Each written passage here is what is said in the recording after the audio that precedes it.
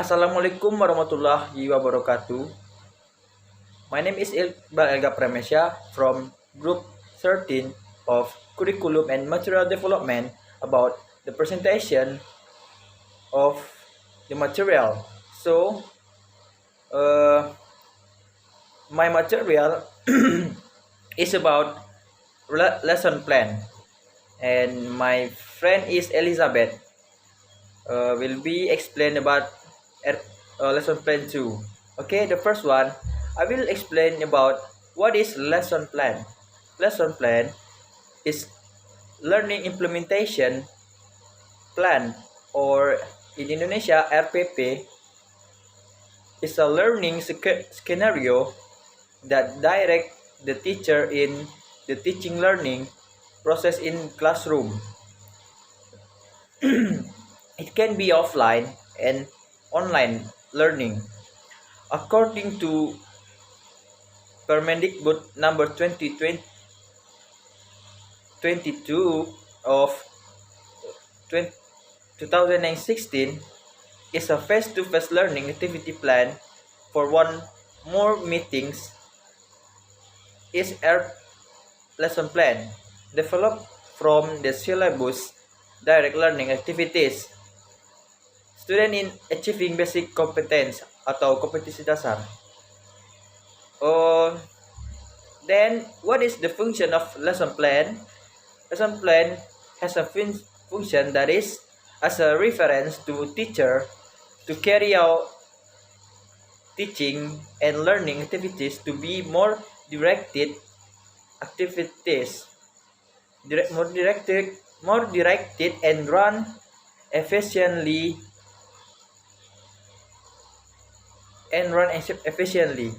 According to Kemendikbud 2016, there are several principles for preparing RPP, including A.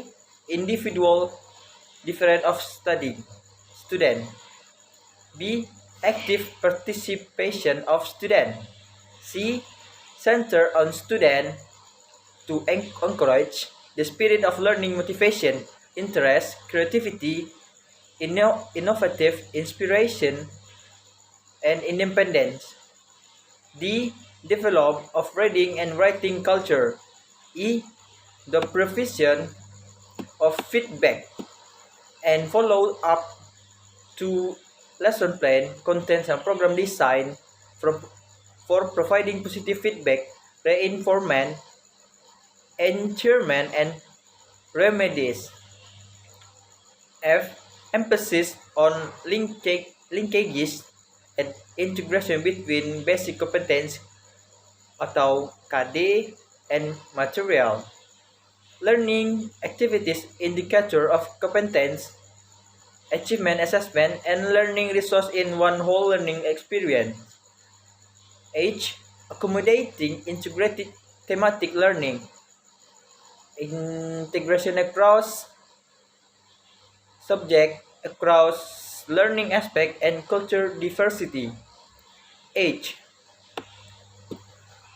Application of information and communication technology in a integrated, systematic, and effective manner according to the situation and condition. Okay, then according to Kunandar 2011, there are several elements of the lesson plan or RPP. A. Refer to the basic competencies and abilities that must be mastered student, as well as learning material and sub-material learning experience which has been developed in the syllabus. B. Use appropriate or approach with material learning experiences which has been developed in the syllabus too. C. Using appropriate method and media which bring students closer to direct experience. D. Assessment with a comprehensive and continuous testing system based on testing system developed in line with the development of the syllabus. Okay, the next material will be explained by my friend Elizabeth. The next material about component of the lesson plan. First, school identity, namely the name of the education unit. Komponen dari RPP yang pertama, identitas sekolah yaitu nama satuan pendidikan. Second, subject identity or tema subtema, identitas mata pelajaran atau tema subtema. Pada identitas mata pembelajaran meliputi satuan pendidikan, kelas, semester, mata pelajaran atau tema materi pelajaran yang akan dibahas, dan jumlah jam pertemuan. Third, class semester. Fourth, subject matter. Fifth, the time allocation is determined according to the needs for achieving basic competencies and learning load by considering the number of lesson hours available in the syllabus and basic competencies that must be achieved. Pada alokasi waktu ditentukan sesuai dengan keperluan untuk pencapaian KD dan beban belajar. 6. Learning objectives are formulated based on basic competencies using a functional verb that can be observed and measured, which include attitudes, knowledge, and skills. Tujuan pembelajaran yang dirumuskan berdasarkan KD dengan menggunakan kata kerja operasional yang dapat diamati, diukur, yang mencakup sikap, pengetahuan, dan keterampilan. 7. Basic competencies and indicator of competency achievement. Kompetensi dasar dan indikator pencapaian kompetensi.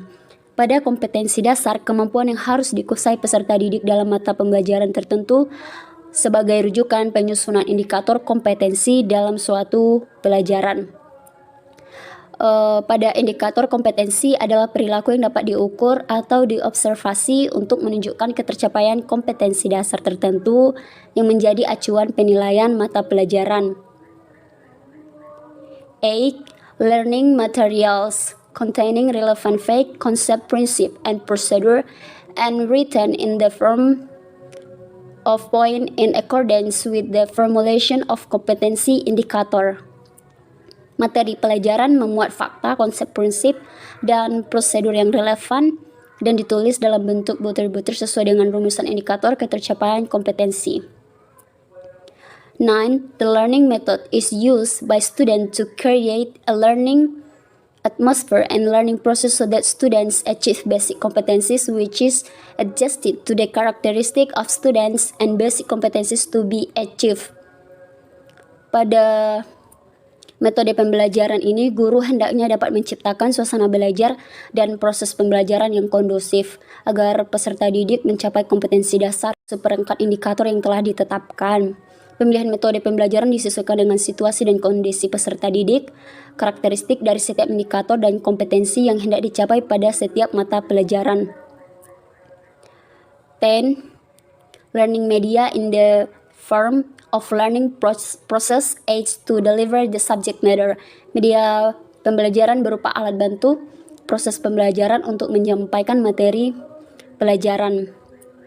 11. Learning resources can be in the form of books, print and electronic media, natural surrounding or other relevant learning resources. Sumber belajar dapat berupa buku, media cetak, dan elektronik alam sekitar atau sumber belajar yang relevan. 12. The learning steps are carried out through the preliminary, core, and closing stages. Langkah pembelajaran dilakukan melalui tahap pendahuluan, inti, dan penutup. And the last, assessment of learning outcomes, penilaian hasil belajar. Designing lesson plan according to the context of learning in Indonesia.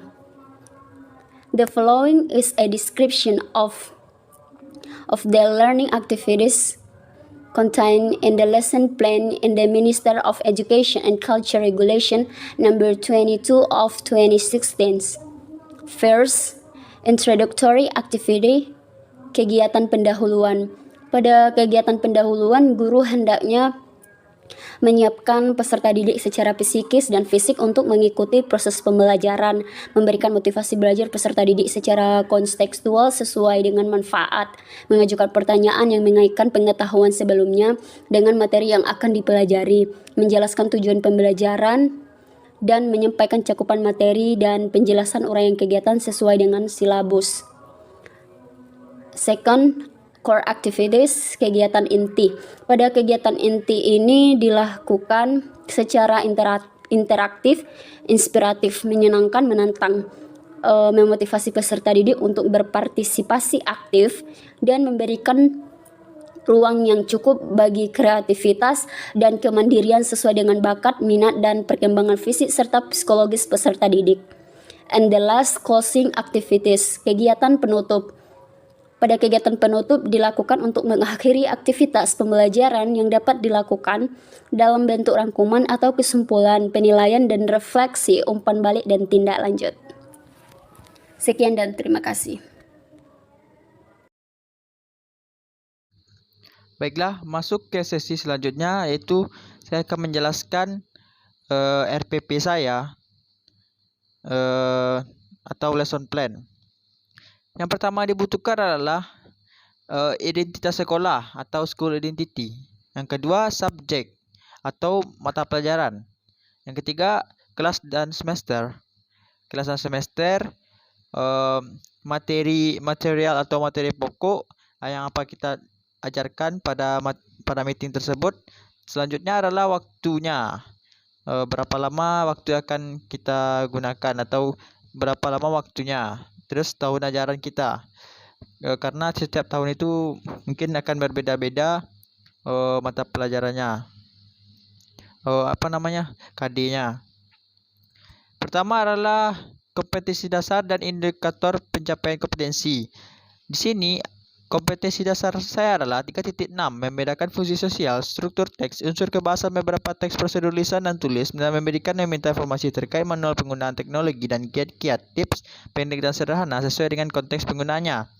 Turunan indikator pencapaiannya ada 4, yaitu 3.631, mengidentifikasi fungsi sosial pada teks prosedur, 3.6.2, mengidentifikasi struktur teks prosedur, 3.6.3, menemukan unsur kebahasaan pada teks prosedur, 3.6.4, membedakan fungsi sosial, struktur teks, dan unsur kebahasaan beberapa teks prosedur dan lisan dan tulis.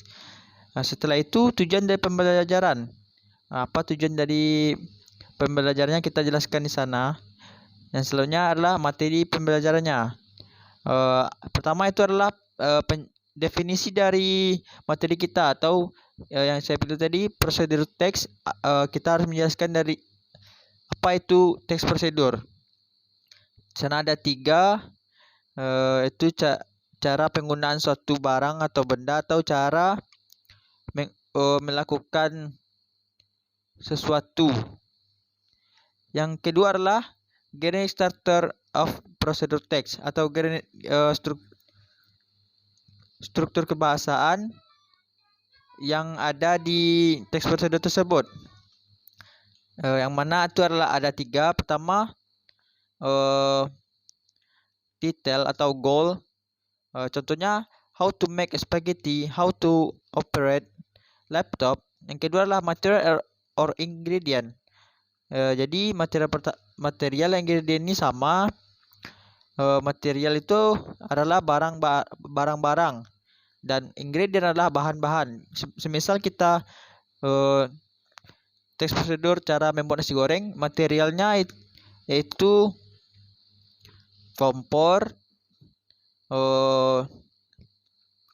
gas, panci. Kalau ingredientnya adalah nasi, bawang, cabai, dan lain-lainnya. Yang ketiga adalah step atau caranya atau tahap-tahapnya.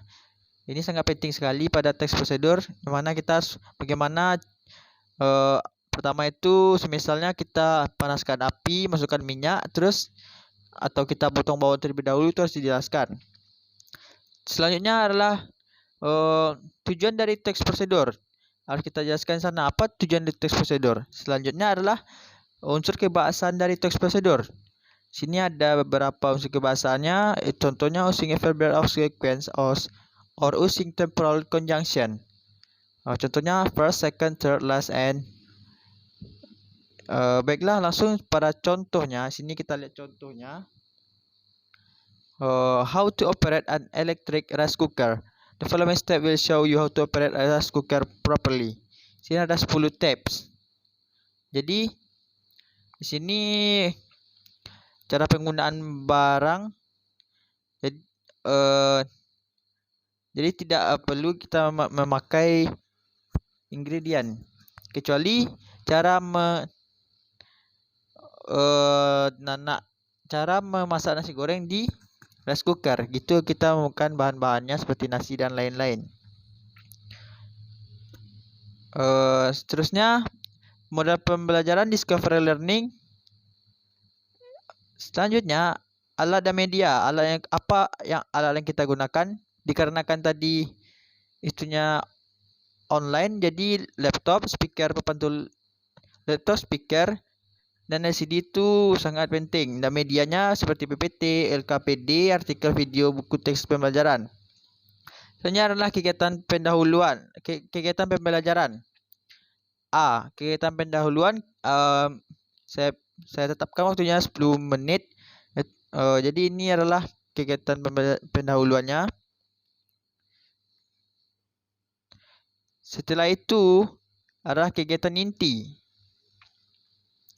selama 70 menit atau with teaching. Yang selanjutnya adalah kegiatan penutup atau post teaching 10 menit. Setelah itu, pada RPP harus tampilkan juga sumber, dari mana kita mendapatkan sumber-sumber dari pembelajarannya itu. Dan terakhir adalah penilaian. Apa saja yang harus kita nilai? Yang saya buat di sini adalah satu, teknik pengawatan tes tulis, penugasan tertulis. A sikap, B pengetahuan, C keterampilan. Bentuknya A sikap jurnal, B pengetahuan uraian, C keterampilan tertulis atau portofolio. Jadi sini adalah ada LKPD saya, yang mana pada meeting pertama saya lihat di sini aktiviti pertama kita memberikan video stimulasi. Aktiviti kedua, saya meminta siswa menjelaskan fungsi dari barang yang ditampilkan. Yang ketiga adalah mengisi kalimat rumpang dari kolom yang telah disediakan. Yang terakhir adalah menjelaskan generic struktur dari teks prosedur. Yang kelima, untuk verification adalah mempresentasikan hasil dari pembelajaran siswa, menampilkan atau menampilkan bagaimana cara teks prosedur dari 3 kolom yang telah disediakan. Mungkin itu saja. Sekian. Assalamualaikum warahmatullahi wabarakatuh.